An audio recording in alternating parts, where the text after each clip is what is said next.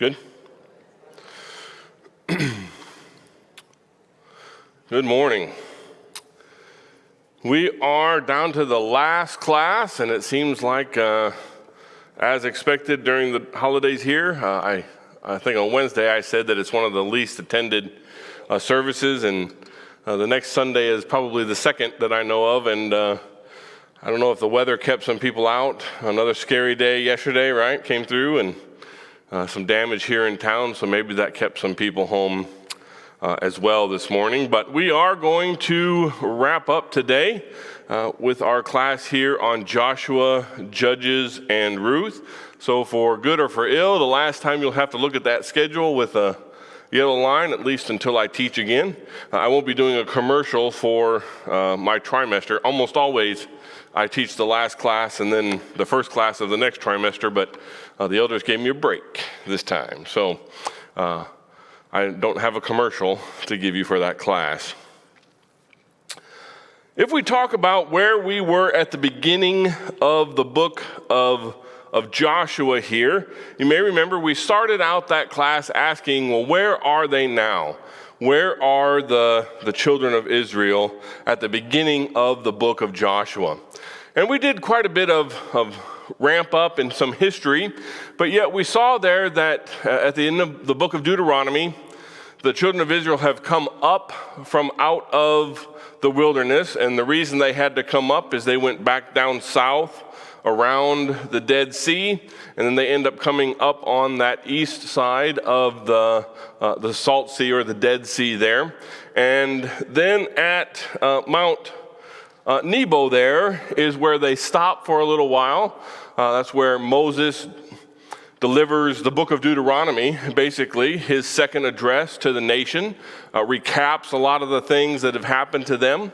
And then from there, he stays, actually. He goes up on a different mountain close by there, from where he delivers Deuteronomy anyway. And he stays, and that's where he dies. And so Joshua takes the people, and he leads them to a spot there on the river, just on the east side of the River Jordan, a place called Abel Shittim. And there we read, beginning in the book of Joshua chapter 1, verses 1 and the first part of verse 2. After the death of Moses, the servant of the Lord said to Joshua, the son of Nun, Moses' assistant, Moses, my servant, is dead. Very profound statement here. This is the guy who, remember, God had specifically chosen and called through the burning bush to lead his people out of slavery, led them all the way through Mount Sinai, where the giving of the law was, perhaps the greatest prophet of the Old Testament, Moses, the one who delivered the actual law of God and then led them throughout the wandering. But he now has passed, so it is going to be up to Joshua to lead the people. So some of my favorite passages in the Bible are in the book of Joshua here. Joshua chapter 1, verses 1 through 9.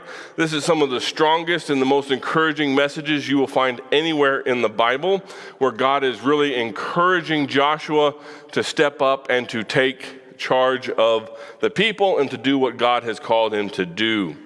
He says here, no man shall be able to stand against you all the days of your life. Wouldn't that be great if God would tell you that absolutely every battle you would enter into, you can win. Be strong and courageous. Do not be frightened and do not be dismayed, for the Lord your God is with you wherever you go. Joshua really receiving some very, very strong words here. And then we see that he actually assumes command. In Joshua chapter 1, verses 10 through 18, we saw Joshua becoming the leader in fact. So while he was kind of the one who took them from Mount Nebo up to Abel Shittim there, now he's going to start to address the people and to talk to them as their leader. So he allows the 2.5 tribes to leave their non-fighting men and the rest of their families behind. Because remember, those 2.5 tribes wanted the land on the east side of the Jordan River because it was just a flat plateau, very good for flocks over there. So he allows them to send their families and the non-fighting men to take possession of the land, but yet he commands that the fighting men have to come over across the river until the Lord gives rest to your brothers as he has to you. Okay? So until the rest of the land is subdued, just like the east side of the Jordan was, you have to send the men to fight. It's not fair that the entire nation helped you, excuse me, helped you to take your land and then you just get it without having to help all the rest of the tribes as well there. So of course the people then agree to follow him, and we see this commandment here, this promise from the people, just as we obeyed Moses in all things, we will obey you. And we commented that that might not be the best thing in the world for them to say to Joshua, because how well did they obey and listen to Moses? Not very well at all, right? Constantly rebelling against him and murmuring against him and against God just throughout all of their time there. So maybe not the most encouraging thing for Joshua to hear from them, but yet they promise to do what he says there. So from that land, section of the land there, Abel-Shittim, the first thing they do is they send in some spies. 2 spies are sent this time instead of 12 like before.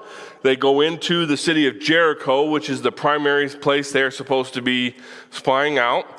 They stay there at the local brothel. They go to the house of Rahab the prostitute. And we talked a bit in class about how there's just, despite what some people will try to say, that it's very clear both in the Old and New Testament about what she did, and that'll become important in just a second here. And while there, they are found out, the king of Jericho finds out that there are spies, and so Rahab hides them. And she makes a deal with the spies of Israel here. What's basically the gist of that deal? Anybody remember? Her family will be protected because she believed that Jehovah. Yeah. That's right. So Bobby hit almost exactly what I said here. So she says to them, hey, I saved you from these guards of the king who came looking for you. Now you have to save me and my whole household, okay? And so they make the whole deal about, they put some conditions on it. You can't tell anybody else what's going on. Everybody you want saved has to be in this house, and you have to put the scarlet cord out the window and all those kind of things.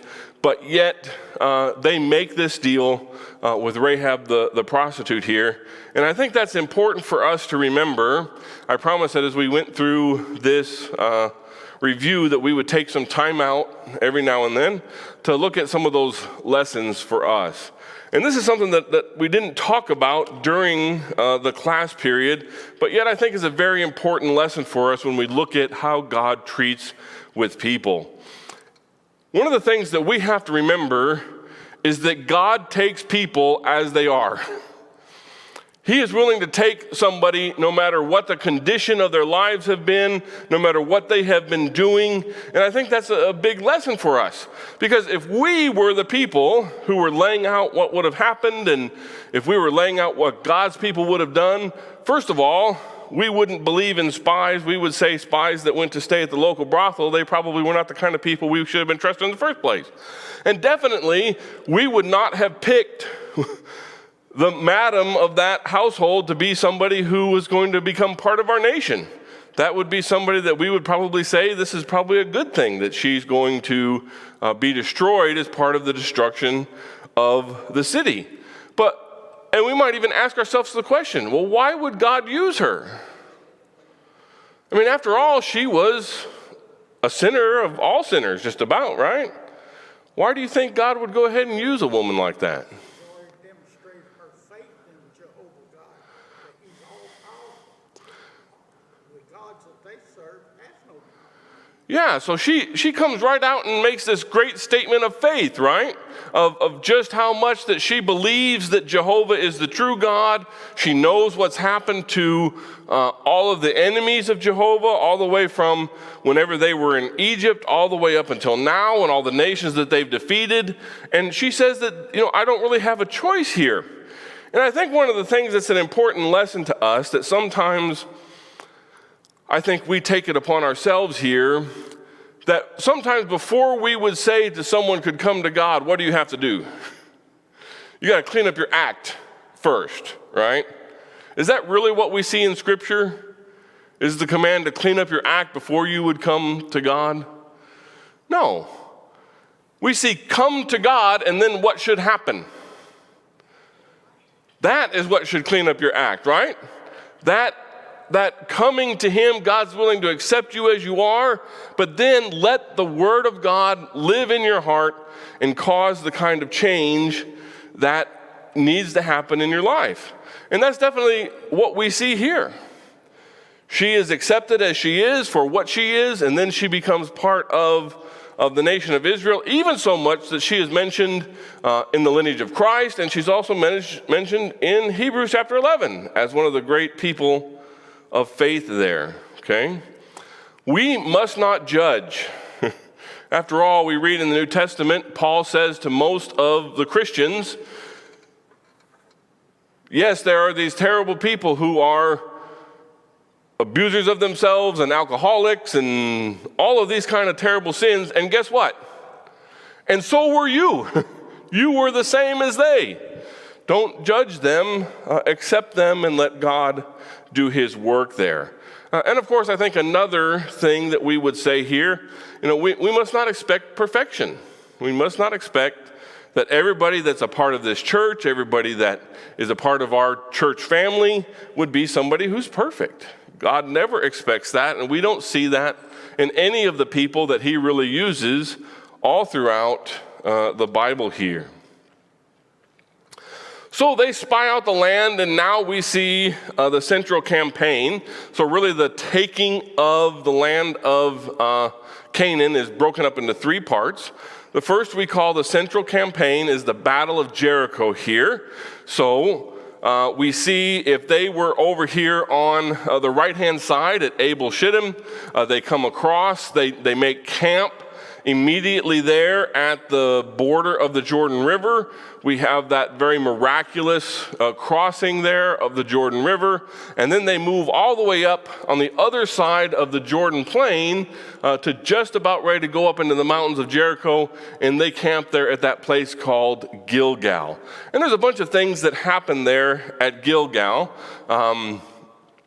They partake of the first Passover. It's where the manna and the quail stop. They have this great reading of the law and the circumcision of all the men who hadn't been circumcised during the wandering of the desert.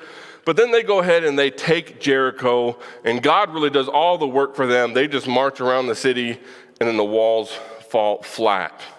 They then move to take Ai, which is the other big city in the central section here. But at first they're defeated. And why was that? Somebody in the camp had done something they weren't supposed to do. That's right. A guy named Achan or Achan is the guy who took some of the spoils of the taking of Jericho, hid them in his tent. And so because they were told not to do that, whenever they go to actually take the city of Ai, they have their first defeat here. So then they take time to remove sin from the camp, and the city of Ai is then taken, along with the neighboring city of Bethel here. So really, if you look at that map, by taking Jericho, Ai, and Bethel, they have essentially cut the land in half here, now to the north and the south. But Gilgal is going to remain their primary camp throughout the entire campaign of both the north and the south here. So here, just again to represent that, now that they have taken Jericho and they've taken Ai, all of these major cities in the south here, 5 of them, Jerusalem, Jarmuth, Lachish, Eglon, and Hebron, they all decide that, hey, we better band together to fight. So they send all of their armies, and they meet up here in Jerusalem, and they decide to attack a nation that has allied themselves with Israel, the Gibeonites, okay? We're not going to spend a lot of time talking about that.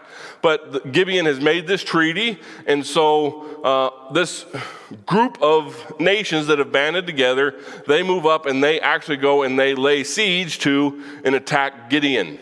Well, the Gibeonites immediately call upon Joshua and the rest of Israel to fulfill their part of the bargain. And so they march from Gilgal over to Gibeon. They actually march all night and come upon the army by surprise there. And they do battle with them and defeat them there just outside of Gibeon. Then they will pursue them, and you may remember that it says they pursue them all the way down through the descent from Beth Horon, and we showed some pictures about upper and lower Beth Horon and how they really are that descent down the mountainside there on the west side of this mountain range. And while they are going through that descent, it actually says God killed more of them than the Israelites did with what? What did he throw down on them? Hailstones. That's right, hailstones, okay? That's what you said, right? Okay. So here we see hailstones falling from the sky, and they actually kill more of the Canaanites than Israel does. And so Israel continues to pursue them all the way down to, we get to Akesh, and outside of Akesh is where the kings kind of abandon the army, and Joshua and them, they just defeat the rest of the army here, okay? And this is one of the things when they're doing that last battle that we have another one of my favorite passages in the Bible here, Joshua being probably my favorite overall character, where at that time Joshua spoke to the Lord in the day when the Lord gave the Amorites over to the sons of Israel. And he said in the sight of Israel, sun stands still at Gibeon and moon in the valley of Ajalon. And the sun stood still and the moon stopped until the nation took vengeance on their enemies. Is it not written in the book of Jasher? The sun stopped in the midst of heaven and did not hurry to set for about a whole day. And this great statement, there has been no day like it before or since when the Lord heeded the voice of a man, for the Lord fought for Israel. So Joshua proves himself to be a great man of faith here, and God actually listens to his command, listens to his idea about letting the sun not set for a whole day while they continue to do battle. And then so there from Akesh, we're going to see that the rest of the army then is going to go ahead, and now we're going to go wipe out those cities that had decided to fight against us. So from Akesh there, they go and they take Libnah. And then while they are fighting there, they go ahead and move down and take Lachish down here. And while they're fighting Lachish is when what are going to become the Philistines from the town of Gezer decide, well, we better try to get in on this now. And so they come down and try to attack there at Lachish, but of course they're utterly defeated and sent running.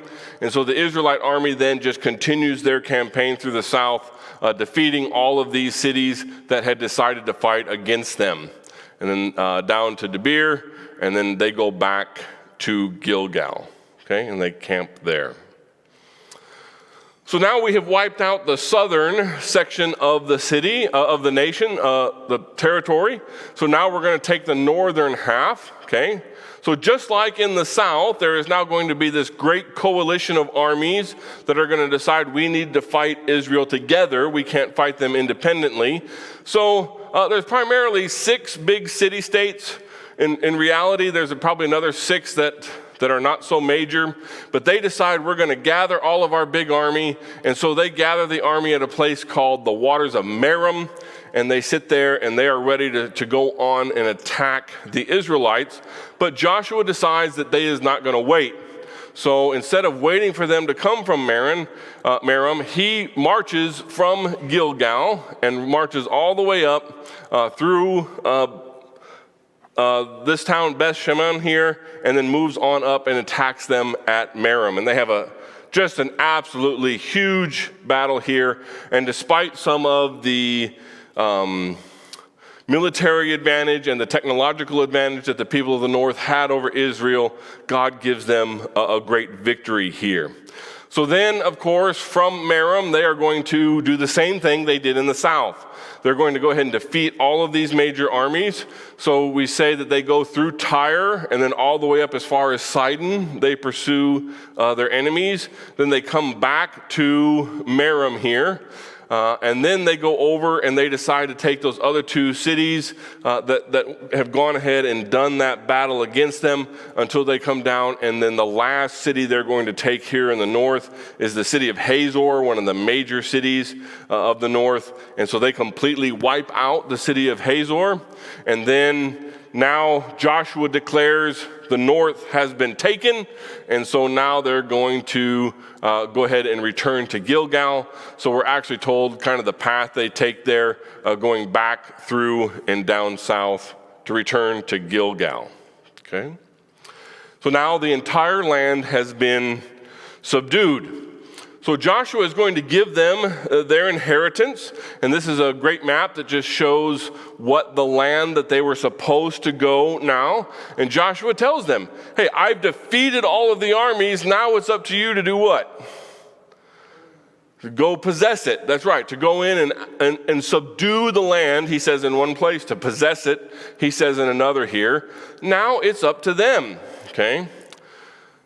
So Joshua, of course, now has done what he is supposed to do. He has fulfilled all of the commandments of the Lord, and it is time for he is going to pass also. We see some of these other great statements about just how good of a leader and a man Joshua was here. And perhaps one of the greatest testaments that we can see of Joshua's leadership, both in Judges chapter 2, verse 7 and Joshua 24, verse 31, it says, and the people served the Lord all the days of Joshua. What a fantastic statement. Throughout their entire history, there are not very many people of which God says the people were faithful during this person's rule here, okay? In some ways, even better than Moses, because we had talked about that they had promised to obey Moses, obey Joshua just like they had obeyed Moses, but this time they actually did it. This time they actually obeyed Joshua like they were supposed to. They did what he commanded when he told them to go here and fight. They did when he told them not to go. They didn't. They actually listened to what he said. And really, I think this is another lesson for us that I wanted to just take a step back and think about for a second here. Just how important true leadership is. If there's anything that you could take from looking at the Old Testament history of Israel, especially when we look at what happens in the divided kingdom section, what tends to be true about the faithfulness of the people? It tends to follow the faithfulness of who? The leader, the king or their leader. That's right, okay? Or the judge, right? So depending on how faithful the leader was, really seems to be just how faithful the common person was. And so during times of terrible leadership where the king or the judge would just abandon following God and just do whatever they wanted to do, that's the same thing the people would do.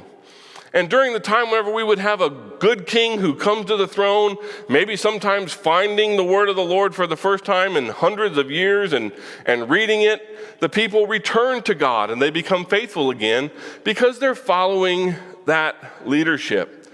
And I think really what that tells about us is that Joshua, in order to be a great leader, he was a man of God first. Remember in those great statements of encouragement that God gave to Joshua, no man will be able to stand against you all the days of your life. I will be with you wherever you will go. Those weren't unconditional promises. What did Joshua have to do?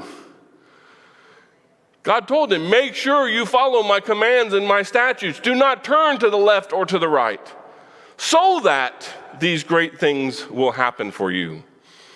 So a great leader who really wants to lead his people, first and foremost, needs to think about his faithfulness first, okay? And I think that we can see his faithfulness, the faithfulness of Joshua, is exhibited just as much by the people he led as it is by his own actions. Does Joshua on his own, is he a great man of God? Absolutely. But how can you tell? You look at the faithfulness of his followers, okay? Now just think about somebody in your life who has played that leadership role for you. Yes, we Very unlikely that you've had a spiritual leader who has taken you into battle and been that kind of leader for you. But just think about even this congregation. Think about some of the men who have been the leaders here and have laid that foundation for us, and what kind of statement about their faith is our continued faithfulness to that. Think about our current eldership and their leadership and how important that is to all of us. So then, we're going to move out of the book of Joshua. Now the land has been subdued. All the armies have been taken. It's now up to the people to go and possess the land. We look at the book of Judges. It's an important thing to remember while it's a short book and we don't study it a lot. It's a huge part of Israel's history. We don't know exactly how long it took, at least 350 years, maybe up to 450, including a little bit of time before, and also the time of Eli and Samuel, probably definitely 400 years or more, I think, here, even though the exact time is uncertain. But if we look at the other sections of history here, it just becomes evident how important this time period is. From Abraham to Joseph is only 200 years. The time they spent in Egypt, approximately 430 years. The United Kingdom only lasts 120. 3 kings reign for 40 years each. The divided nations, Israel lasts 208, Judah lasts 343. So think about all the prophets that we have that talked to Judah during the time that they were the divided kingdom, and that still wasn't as long as the period of the judges here. Kind of boggles your mind when you look at it like that. And from captivity, so after they return, and to silence is only 187 years. So an absolutely huge period of time here that the book of Judges covers. We talked about this idea that the term judge is sometimes misleading. They were not really part of the judicial system. Many people make the mistake of looking back into Exodus chapter 18 and see this idea that where the judges of the people were set up. These are not the same judges that we see, even though they are mentioned by Joshua as being among the people. When we see in the book of Judges God raising a judge, it was not the same, okay? So who were they? Most commonly, they were just a common person, sometimes not so common, but mostly just common farmer people who were called into service and to leadership. Either they already were or they become a military leader. We talked about how they were locally important, but not really nationally, and that some of them had various degrees of influence on groups of people, okay? They were very tribally independent during this time. There's no central government. The local priesthood with one high priest is supposed to be kind of the leader here, but they don't really do a very good job of that. The borders are constantly shifting.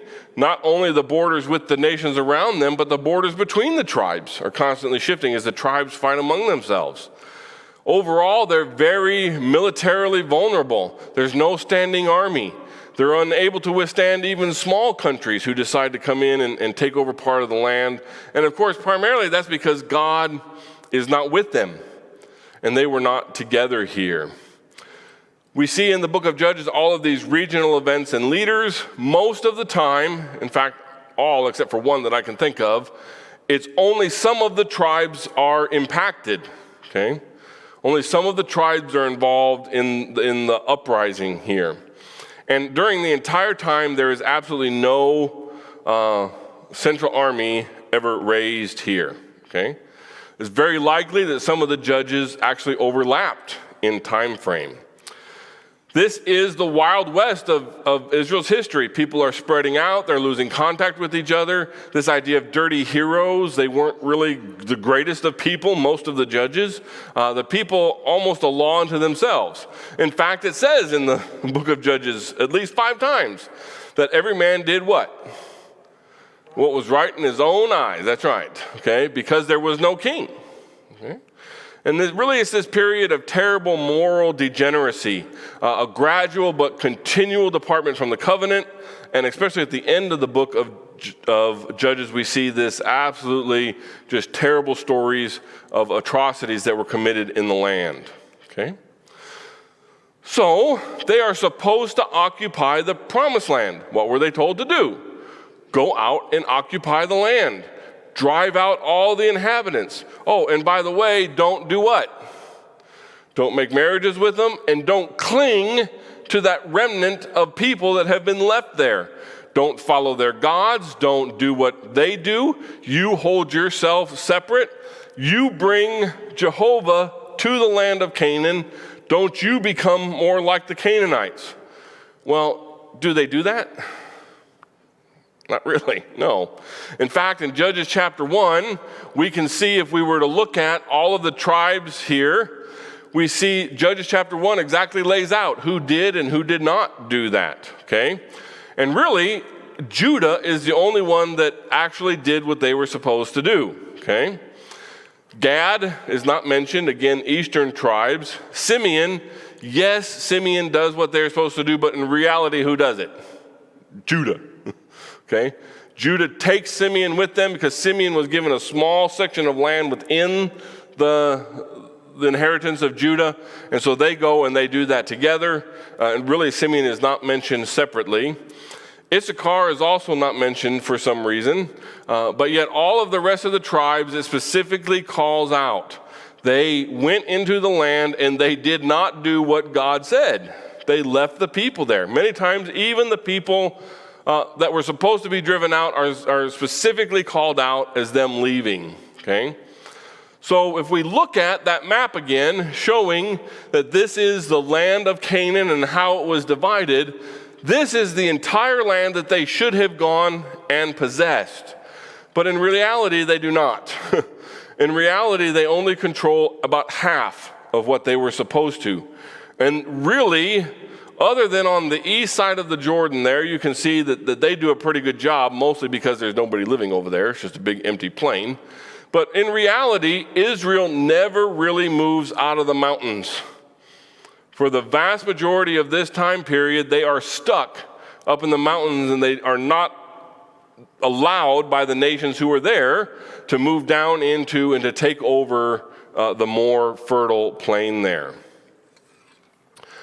The book of Judges, then, we talked about, really follows through this cycle of the book of Judges.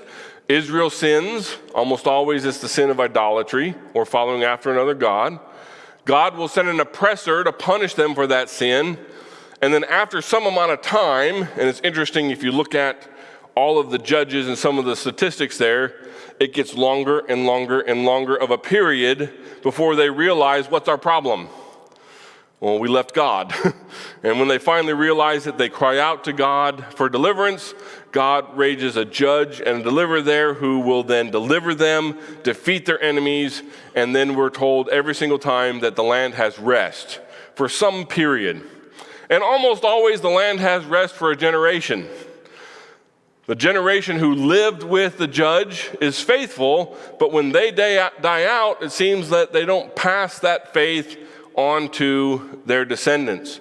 So instead of them becoming faithful and raising the nation back to a certain level, we see this continual step decline in general morality. If we looked at the cycle of the judges across the land there, this lays out all of the judges and where they were. Again, it just does a great example of showing us that they were very regional, as the different nations would come into different sections and they would just fight in that section. Guys like Shamgar, they probably didn't even know in Judah at the time, okay? Othniel, the very first judge, had absolutely nothing to do with any section of the land except for Judah, just because they were that much of a regional force. Some lessons that I think we need to take from the book of Judges here. First and foremost, despite what anybody will tell you, God expects us to do our part. Could God have just done it all for them? Yes. But what did he expect? He expected them to be faithful, and he expected them to do their part. God never really promises anything such as a free ride. it's interesting to note that our part is not equal. Even in the battles where Israel killed a lot of people, what does it always go out of its way to say? God killed more. That's right. God did most of the work for them. Okay? But he still required that they would do their part. I think that's important for us to remember. Okay? Another thing, God will let us suffer the consequences of our actions. When they failed to drive out the people as they were told, what did God tell them? Well, now you have to suffer those consequences. They're going to be this thorn in your side. They're going to continually be a temptation to you. It's entirely possible that God will forgive our sin. He does that many times for them. Every time they cry out to him, he says, fine, I'll rescue you again. But yet the physical consequences of that sin are not wiped out. They still have to suffer with the fact that they did not do what God said and all of that trouble that brings them. I think another important lesson for us, especially today, I see this maybe not to the same level that we see in the book of Judges, but I think it shows how much we can become numb to some of the evil that is done around us. I mean, think about what happens to them. It happens slowly over time. Think about the two most terrible stories at the end of the book of Judges, where a woman ends up being cut up and sent to all of the tribes so that they will finally wake up. Okay? These terrible stories are just commonplace. They're just occurrences that they hear about all the time. So only the most absolutely heinous acts get a reaction. And things that at Joshua's day, I mean, think about Achan. What did he do? He took some gold and some silver and a cloth. And what did they do? They stoned him and his entire family. Can you imagine if some of the atrocities that had happened at the end of the book, not even possible for those to have occurred during Joshua's time because they would have been stamped out. The people would just never had stood for that. I think that can very easily happen to us today.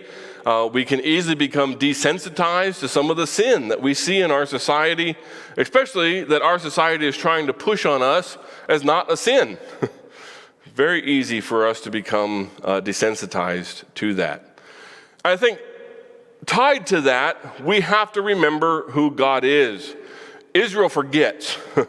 Remember that the more you get into the book, the more worship of Jehovah becomes like Canaanite worship. The best exemplified by Jephthah and his crazy promise that God wanted him to sacrifice something from his household, ends up being his daughter, and he still doesn't recognize this isn't what I should do. He thinks because she's the one who came out that God expects him to sacrifice her. Simply because the people changed their image of what Jehovah was to match the image of the gods that the people around them wanted, okay? I think today perhaps we don't change the image to something terrible like that, but I think we change the image of God to the image of what we think he should be. That's not worded very well up there.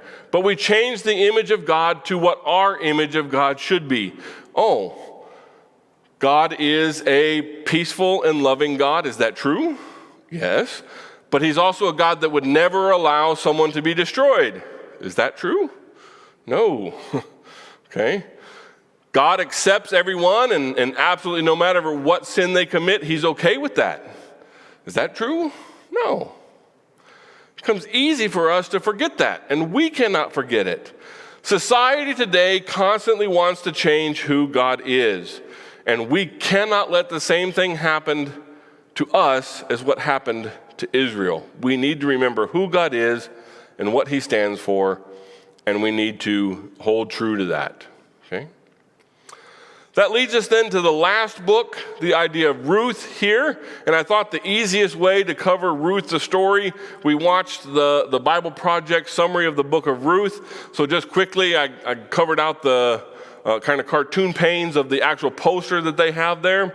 In chapter 1, we really see this idea introduced of tragedy and death.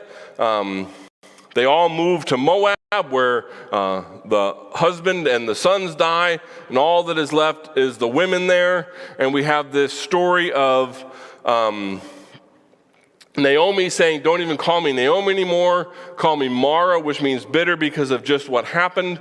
Of her two daughter-in-laws, one leaves, but yet we see this just incredible statement of loyalty by Ruth. She's going to stay by Naomi, and she moves home with her there.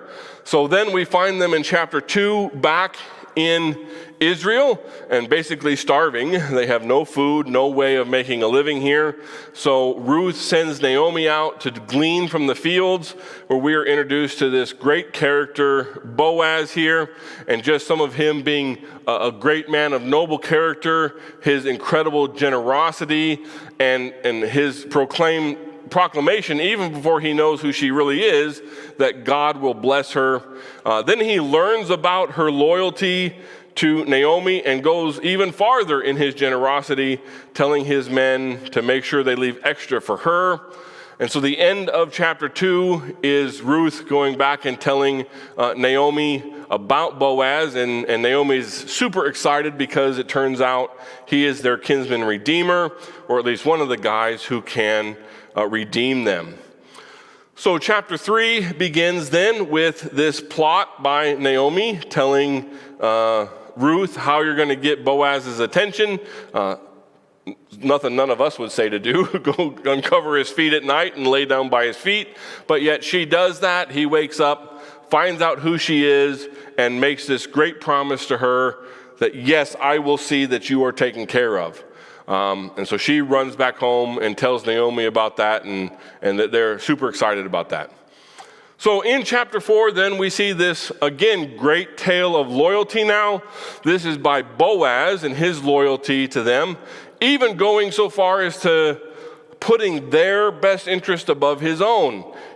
You know, he recognizes the fact that there actually is somebody else who could have first claim to the land and to Naomi and therefore to Ruth, and he offers it to that person. And he even tells Ruth, hey, if this person can do that for you, that's awesome. Let it go to a younger guy. But as we know the story, that person refuses because of their concern over their own family inheritance. So Boaz then steps up, and he actually becomes the husband of Ruth. And we end the book with this great joyous picture of now there is a son born and more children, but a son born. And then as we note there, we see at the very end of the book, God recognizes just how great this story is by making us well aware of how Ruth and Boaz are going to be in the line of David, which means they are in the line of who? Of Jesus. That's right. Okay? Just a couple quick lessons from Ruth as we're running out of time here. There are always some people who remain faithful. Just think about the beginning of Ruth says during the time of Judges. In the time of Judges, there's not really a good story of good people. But now we see this great story, okay? Even though most of the nation is just absolutely horrible, there are still good people like Boaz who are faithful and men of character and are doing what they are supposed to do. I think we see here and other places that it is possible to be pleasing to God in absolutely terrible situations. Maybe they couldn't even worship like they should. There's no way they can make it to the tabernacle. There's no way they can offer sacrifices like they were supposed to, but yet they do as best they can. And I think it's important that as much as we would say how collectively our faithfulness is important, first and foremost, what does God call us to do as individuals? No matter what's going on around you, our individual righteousness is absolutely critical. And that wraps up Joshua, Judges, and Ruth. Thank you so much for your attention today and throughout the class, and on behalf of my other fellow teachers in Joshua and